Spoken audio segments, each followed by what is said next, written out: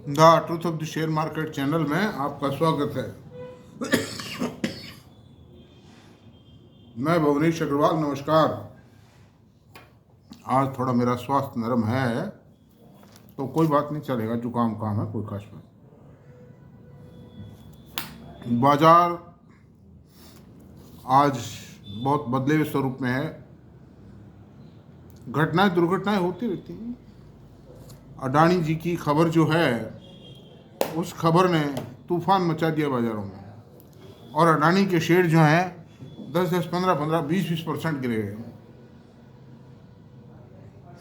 अडानी जी के खिलाफ कोई ग्रीन एनर्जी का वर्क अलॉटमेंट या कॉन्ट्रैक्ट लेने के चक्कर में या कुछ रियायतें करवाने के चक्कर में, रूल्स रेगुलेशंस को चेंज करवाने के चक्कर में इन पर यह आरोप है कि इन्होंने ब्राइब दी। 25 बिलियन डॉलर की रिश्वत दी इन्होंने। अरे भाई, रिश्वत ली भी तो सही वहाँ अमेरिकन्स ने। अनदर थिंग कि अडानी जी के वारंट जारी कर दिए, गिरफ्तारी वारंट, और भी इनके कई ऑफिसर्स के किए हैं। लेकिन सवाल ये उठता है कि प्रोसिक्यूशन ने खाली चालान पेश किया है कोर्ट ऑफ लॉ में। अगर मान लीजिए वारंट ऑफ अरेस्ट, पहली बात तो है नहीं, वो वारंट ऑफ अरेस्ट नहीं है, वो बेल वारंट है, वरना तो अब तक ही अरेस्ट कर लेती है अथॉरिटीज इनको। उसमें ये होता है कि अगर ये अक्यूज्ड बेल नहीं दे, इतने रुपए का बेल बॉन्ड नहीं देता है, तो उसको अरेस्ट कर दिया जाए। खैर, मैंने देखा नहीं क्या है, और बुरे से बुरा मान लो 2-4 साल बाद में सजा भी हो जाए, मान लो, पहली बात तो होगी नहीं, मैं जहाँ तक समझता हूँ। हजारों बातें हैं, हाई कोर्ट है, सुप्रीम कोर्ट है, और ये भी पता नहीं अडानी जी पर जो उस मामले में आरोप है, इनके ऑफिसर्स पर तो क्या आरोप है इनका, और अडानी जी का खुद का रूल क्या बताया गया। प्रोसिक्यूशन के द्वारा एक चालान पेश कर देना कोर्ट ऑफ लॉ में एक डिफरेंट चीज़ है। आपको अच्छी तरह मालूम है कि कोर्ट ऑफ लॉ के अंदर कितने केसेस सक्सेस होते हैं। मैं कोई अडानी जी की पैरवी नहीं कर रहा हूँ, मैं केवल मात्र फैक्चुअल पोजीशन बताता हूँ। जो रेड हैंडेड रिश्वत लेने के केसेस हैं, वो मुश्किल से 5% कन्विक्ट हो पाते हैं। मतलब lack of evidence. Court of law में किसी चीज़ को साबित करके किसी को सजा दिलवाना, कन्विक्ट करवाना, it's a very tremendous job, बहुत मुश्किल काम है। तो ऐसी सूरत में अब ऑपरेटर्स को, इनको, बाजार को थोड़ा बहाना चाहिए कि गिरा दो, गिरा दो, गिरा दो, मारो मारो मारो। एसीसी का शेयर 1850 आ गया था। अरे भाई, अडानी जी मान लो जेल भी चले गए, तो उनका बेटा है कंपनी चलाने के लिए, उनका ब्रदर है, और बड़े बड़े ऑफिसर्स हैं, उनकी पुत्रवधू है, उनकी पत्नी है, वो सब मिलकर चला लेंगे। क्या होगा उसमें? 1-2 साल बाद अंदर रह भी आए, क्या बिगड़ जाएगा? जब लालू प्रसाद अंदर रह के आ सकता है, और ये लालू प्रसाद रह सकता है, केजरीवाल रह सकता है, और आके वापस सत्ता की चाबी संभालने को तैयार हैं, तो क्या दिक्कत है उसमें? ठीक है, चलता रहता है ये जमाना ऐसे। और मेरा सिर्फ ये बात कहने का मतलब ये है कि आप लोग, कोई आपके पास में अगर अडानी ग्रुप के शेयर हो तो कोई घबराए नहीं। मतलब सब कुछ ठीक हो जाएगा, सब कुछ ठीक हो जाएगा। इनके ऊपर 1.5 साल पहले भी वो जो एक फॉरेन ब्रोकरेज फर्म है, या फॉरेन वो जो पत्रकार है, न्यूज़ एजेंसी है, उसने भी इन पे हमला किया था, माल बेच करके, और फिर इनके शेयरों को के संबंध में, इनकी कंपनियों के बारे में न्यूज़ जारी की थी, इनके बारे में न्यूज़ जारी की थी। क्या हुआ? सब बराबर हो गया, कोई खास बात नहीं। तो देखा जाएगा जो भी है। अब दूसरी बात मैं ये बताऊंगा आपको, बाजार को, चाहे लार्ज कैप हो, चाहे मिड कैप हो, चाहे स्मॉल कैप हो, पूरे बाजार को 2 कैटेगरीज में बांट लिया। कर लार्ज कैप में तो ऐसे शेयर होते ही नहीं है, और जो निफ्टी नेक्स्ट 50 है उसमें भी नहीं है ऐसी कंपनियां, बड़ी कंपनियां होती हैं, वो उनको 2 हिस्सों में बांट लीजिए। एक तो वो कंपनियां, बढ़ता सारा बाजार है, तेजी के बाजार में सारा शेयर बढ़ता है, 90% कंपनीज के शेयर महंगे हो जाते हैं, भाव बढ़ जाते हैं उनके। किसी के साथ कोई कारण जोड़ दिया जाता है, किसी के साथ कोई कारण जोड़ दिया जाता है। लेकिन सवाल सिर्फ इतना सा उठता है कि कुछ कंपनियां तो गिर के, जब बाजार के हालात सुधरते हैं, सेंटीमेंट सुधरता है, तो वापस उठ जाते हैं, तेज हो जाते हैं, प्रॉफिट दे जाते हैं। घाटा होने के बावजूद भी बाद में चल के बढ़कर के प्रॉफिट देते हैं वो। लेकिन एक कैटेगरी शेयर की ऐसी है जो फर्जी होती है, जो खाली तेजी का आनंद लेते हैं मैनेजमेंट, और उनको बना बनू करके और टिका जाते हैं, टिका जाएंगे। ऐसी सूरत में सबसे बड़ी सावधानी आपको ये बरतनी। आप देखिए 274 रुपये का रेट, सरकारी की बता रहा हूँ, पीएसयू की बात बता रहा हूँ मैं, public sector undertaking company steel authority of India limited.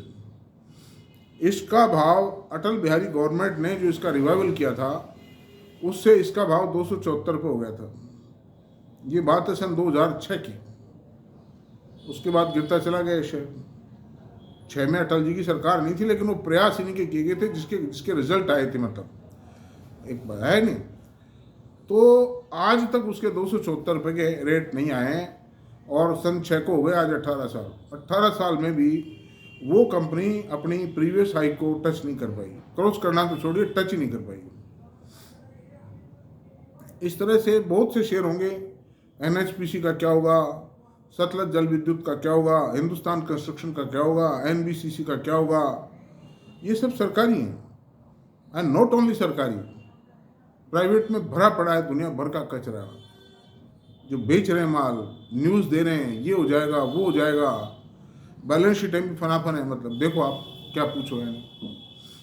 तो ऐसी सूरत में दोस्तों आप लोगों को सावधानी बरतनी चाहिए। और अब जो मंदी का बाजार आ रहा है उसमें आप लोगों को बहुत अपॉर्चुनिटीज मिलेंगी बढ़िया बढ़िया शेयर खरीदने की गिरे हुए दामों में।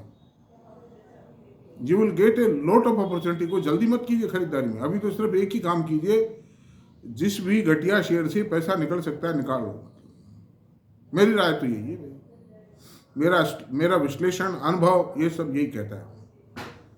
You will become a very healthy investor if you take action as I am being analysed. तो ठीक है, जैसा भी आप करें, इच्छा है। अब रहा सवाल, आज का शेयर कौन सा होगा जिस पर हम चर्चा करें। आईटी सेक्टर सबसे ज्यादा बूम पर है, रिपीटेशन नहीं है। आईटी सेक्टर सबसे ज्यादा बूम पर है, आज भी मजबूत खड़ा है आईटी सेक्टर। रात को यूएस के अंदर भी इंडियन एडीआर्स के रेट तेज थे, और अभी भी तेज है। ऐसी सूरत में आज हम एक ऐसी कंपनी को एनालाइज करेंगे जिसने भरपूर पैसा दिया है इन्वेस्टर्स को, जम के दिया है, मतलब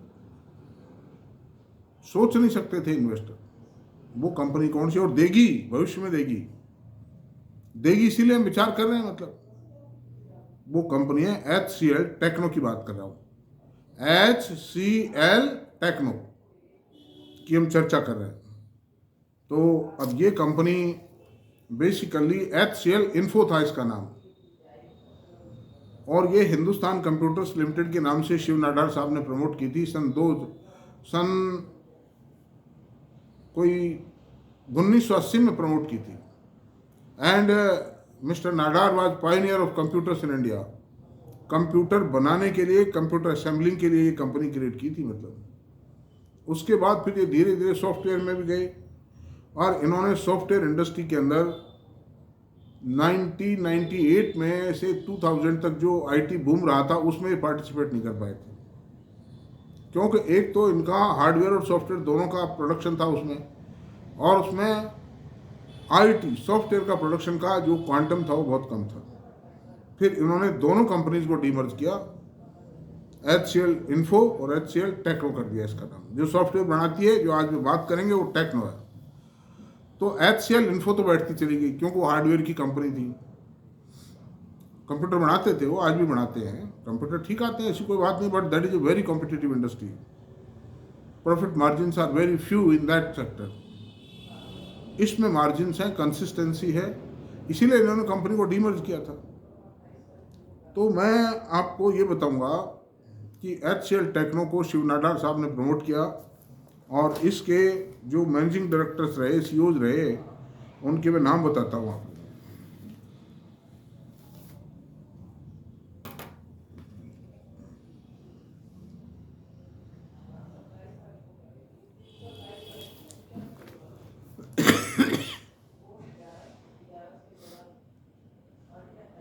शिव नाडार साहब रहे 1976 से 2007 तक। 1976 में प्रमोट कर दी थी इस कंपनी को, मैंने तो 82 बताया था क्योंकि वो 82 में आया था बाजार में। विनीत नैयर 2007 से 2013 तक सीईओ रहे इस कंपनी के। और अनंत गुप्ता 2013 से 16 तक रहे। और मिस्टर विजय कुमार 2016 से अभी तक कंटिन्यू, यानी पिछले 8 साल से विजय कुमार जी मतलब इस कंपनी के सीएमडी मैनेजिंग डायरेक्टर हैं, सीईओ हैं इसके, और वो सक्सेसफुली काम कर रहे हैं, कंपनी को ऊपर ले जा रहे हैं। मतलब he is doing his best possible. अच्छा, और इसके कंपनी के प्रोडक्ट क्या है? ये कंपनी डिजिटल सॉफ्टवेयर बनाती है, ऑर्डिनरी सॉफ्टवेयर बनाती है, cloud, data, AI, artificial intelligence, मतलब क्लाउड, डाटा और इंजीनियरिंग सॉफ्टवेयर, ये सब काम करती है। यानी ये वो काम भी करती है जो टाटा एलेक्सी और एल&टी टेक्नोलॉजी करती है। This same work is also being done by this company also, और इसीलिए मैं इस कंपनी को ज़्यादा प्रायोरिटी दे रहा हूँ। मेरे पास काफ़ी क्वांटिटी में है ये शेयर, मैं आपसे बता दूँ। I am giving you the disclosure. और मेरा अप्रिसिएशन पिछले 2 साल में डबल हो चुका है, मोर देन डबल हो चुका है, मानिए आप। और इतना डिविडेंड आता है, उसमें हैवी इन्वेस्टमेंट है, इतना डिविडेंड आता है कि आई फील वेरी हैप्पी। जितना मेरा डिविडेंड आता है मज़ा आ जाता है, उसमें आनंद आ जाता है। ये 60 रुपये कमाती है, 52 रुपये डिविडेंड दे देती है हर क्वार्टर में डिविडेंड। और साल के अंत में जो मार्च क्वार्टर के रिजल्ट आएंगे उसमें 18 रुपये डिविडेंड देती है। अब की शायद 20 भी दे देगी। ये तो सिर्फ इसलिए थोड़ा दब गई थी कि आईटी सेक्टर का पिछला जो 2.5-3 साल का पीरियड है वो खराब निकला, लेकिन उसमें भी कोई इतनी खराबी नहीं है, इसने तो पैसा डबल कर ही दिया। मतलब दूसरी बात है, ये जो कंपनी है ये सेमीकंडक्टर चिप्स का प्लांट लगा रही है। ताइवान की एक कंपनी से इनका कोलैबोरेशन हो चुका है और इनको 31 एकड़ जमीन नोएडा में अलॉट हो चुकी है, उत्तर प्रदेश में। मैं समझता हूँ उसका 1-2 साल से मैंने भी काम शुरू। That project has been approved by the Uttar Pradesh government and that is under approval by the central government. हो जाएगा, कोई दिक्कत नहीं। गवर्नमेंट ऑफ इंडिया का ड्रीम प्रोजेक्ट है, मतलब ये मोदी जी का भी ड्रीम प्रोजेक्ट है। This is the position. अब अपन चलते हैं, तो ये अब हो सकता है उसके लिए सेपरेट कंपनी बनाए, लेकिन होल्डिंग कंपनी तो यही रहेगी ना, बेनिफिट तो इसको मिलेगा। इसलिए ये एक एडेड एडवांटेज हो रहा है। कोई भी बड़ी आईटी कंपनी टीसीएस भी शायद डायरेक्ट नहीं लगा रही है, वो खाली एक शेयर होल्डिंग होगी, माइनर शेयर होल्डिंग होगी उसकी। ये कंपनी खुद लगा रही है। अब इसके डाटाज पर अपन विचार कर लेते हैं। इसका मार्केट कैप 4,95,787 करोड़ रुपए एज ऑन टुडे। प्राइस इसका 1827 रुपये है। हाई लो 1897 से 1235 गया है रहा है। इस साल भी आप देख लीजिए, 1.5 गुना तो कर ही दिया 8-9 महीने में। प्राइस अर्निंग रेशो 29.8 है, बिल्कुल रीजनेबल पी रेशो है। बुक वैल्यू 254 रुपये है। Dividend yield 2.88% dividend. बहुत रेयर कंपनीज हैं जो ग्रो भी कर रही हैं, अदर रिवार्ड्स भी दे रही हैं और 2.88% का प्राइस, मार्केट प्राइस पर डिविडेंड भी दे रही है। एफडीआर से थोड़ा सा ही तो कम है। आरओसी 29.6, आरओई 23.3, दोनों फर्स्ट क्लास हैं। इतनी बड़ी कंपनी का आरओई 23.3 है, बहुत बड़ी बात है। फेस वैल्यू 2 रुपये। अब 10 सालों में इसने क्या किया? 10 साल पहले इस कंपनी का भाव था 390 रुपये और आज है 1827 रुपये। 4 चौक 16, 4.5 गुना कर दिया इसने उस पैसे को। और ये जब वो आया, जब 2.5 साल 3 साल पड़ी रही है कंपनी, आईटी सेक्टर के अंदर दबाव था, प्रेशर था, बिजनेस अच्छा नहीं चला। अगर 3 साल और चल जाता तो ये पैसा पाता 8-10 टाइम था। पिछले सन 2000 से 2020 के बीच में जो इंडिया में बड़ी आईटी कंपनी है उनमें सबसे हाईएस्ट रिटर्न एचसीएल टेक्नो दिया था, 10 गुना कर दिया था पैसे को। अंडर दी सर्कमस्टेंसेज दोस्तों प्राइस टू बुक वैल्यू 7.24 है। प्राइस टू बुक वैल्यू 7.24 है। मैं HCL टेक्नो की बात कर रहा हूँ, फिर बता देता हूँ। अब इसके क्वार्टरली रिजल्ट्स पे विचार कर लेते हैं। मैं 3 क्वार्टर्स को कंपेयर करता हूँ हर शेयर में। आमतौर पर सितंबर 23, जून 24 और सितंबर 24 सेल जो है इसकी वो सितंबर 23 में 26,672 करोड़ रुपए थी, जून 24 में 28,057 करोड़ रुपए थी। देखिए मंदी के बावजूद भी इसने ग्रोथ दी है, सेल बढ़ी है, वो मार्जिन भी घटे नहीं है। मैं आप चल रहा हूँ अभी, और 28,057 थी ना, और सितंबर में 28,862 करोड़ रुपए। This is the best performing company in the IT sector in the large cap space. Margin सितंबर 23 में 22% था, जून 24 में 21% हुआ, और सितंबर 24 में वापस 22% हो गया। ओवरिंग करता रहता है, 22, 23, 24, 22, 23, 24, 24 हो जाएगा जब बाजार में थोड़ा सा उठाव आएगा। प्रॉफिट आफ्टर टैक्स 3833 करोड़ रुपए था सितंबर 23 में, जून 24 में 4259 करोड़ रुपए था, और सितंबर 24 में 4237 करोड़ रुपए था। तो ग्रोथ तो इसमें भी दिखाई दे रही है। प्रॉफिट चाहे कम बढ़ा है लेकिन बढ़ा है। मतलब अर्निंग पर शेयर 14 रुपये 12 पैसे थी। ये क्वार्टरली रिजल्ट्स की बात कर रहे हैं। 14 रुपये 12 पैसे थी सितंबर 23 में, जून 24 में 15 रुपये 69 पैसे हुई, और सितंबर 24 में 15 रुपये 61 पैसे हुई। देखिए बढ़त आ रही है लगातार, खाली ये है। अब P&L की बात करते हैं, प्रॉफिट एंड लॉस अकाउंट। इसमें भी मैं 3 सालों का कंपेयर करता हूँ। एक तो फाइनेंशियल ईयर 2019, एक फाइनेंशियल ईयर 2023, और एक TTM ट्रेलिंग 12 मंथ्स। सेल है 60,427 रुपये, और सन 23 में ये 1,01,456 करोड़ रुपये हुए। 1 लाख करोड़ का जो बैरियर था वो पार कर गई ये कंपनी। और अभी TTM में 1,13,864 करोड़ रुपये। Operating profit margin 23, 22, 22। PAT profit after tax है 10,120 करोड़ रुपए, 2019 में था, और 23 में 15,710 करोड़ रुपए हुआ, और TTM में 16,842 करोड़ रुपए। बढ़त आ रही है, लगातार बढ़त है। डिविडेंड 90% ऑफ द अर्निंग है। 90% of the earning are being distributed by this company in the form of dividend to the shareholders. Equity 543 crore रुपए की। और कंपनी ने जो बोनस दिए हैं मैं आपको बताता हूँ। 3 बोनस दे चुकी है कंपनी। 3 बोनस कब कब दिए? सन 2006 में दिया, 15 में दिया और 19 में दिया। वन बोनस, 3 बोनस दे चुकी है कंपनी। बहुत उदार पे आउट है, बहुत लिबरल पे आउट है इस कंपनी का। अच्छा, अब अनदर थिंग चलते हैं, इस कंपनी की होल्डिंग्स क्या है। होल्डिंग्स क्या है? मैनेजमेंट के पास में, प्रमोटर के पास में 60.82%, FIIs के पास में 18.67%, DIIs के पास में 15.78%, गवर्नमेंट के पास 0.02%, और पब्लिक के पास 4.53%। पब्लिक ने थोड़ा सा घटाया है, बाकी सब ने बढ़ाया है, छोटा छोटा मामूली। इसलिए होल्डिंग भी फर्स्ट क्लास है, डाइवर्सिफाइड होल्डिंग है। Another thing,